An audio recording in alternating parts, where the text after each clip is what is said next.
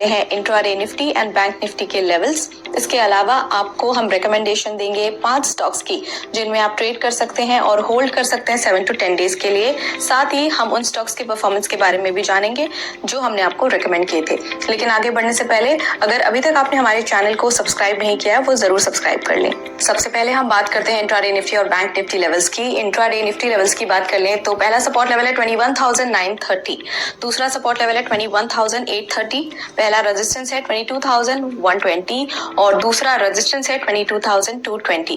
इसके अलावा intraday bank Nifty levels की बात करें तो पहला सपोर्ट लेवल है 46,330, दूसरा सपोर्ट लेवल है 46,080, पहला रेजिस्टेंस है 46,830 और दूसरा रेजिस्टेंस है 47,000।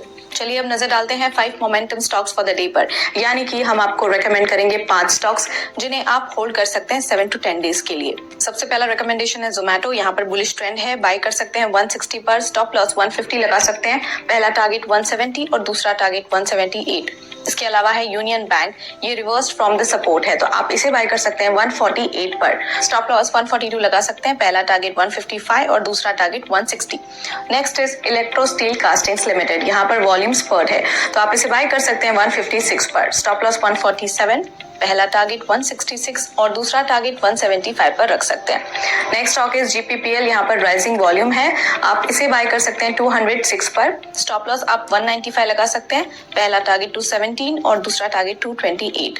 अगला है कोलगेट पाल्मोलिव कंपनी। यहाँ पर रेजिस्टेंस ब्रेकआउट है तो इसे बाय कर सकते हैं 2729 पर, स्टॉप लॉस 2648 रख सकते हैं, पहला टारगेट 2810 और दूसरा टारगेट 2890। चलिए अब बात कर लेते हैं उन कॉल्स की जो हमने आपको रेकमेंड किए थे, देखते हैं उनका परफॉर्मेंस कैसा रहा। Raymond went up 3.4%, first target इसने अचीव किया है और रेडिंगटन वेंट अप 4.8%। सो फिलहाल के लिए इतना ही, कल मिलते हैं सेम टाइम पर 5 नए स्टॉक्स के साथ। तब तक के लिए अगर आपको ये वीडियो पसंद आया तो लाइक, शेयर और हमारे चैनल को सब्सक्राइब करना बिल्कुल ना भूलें।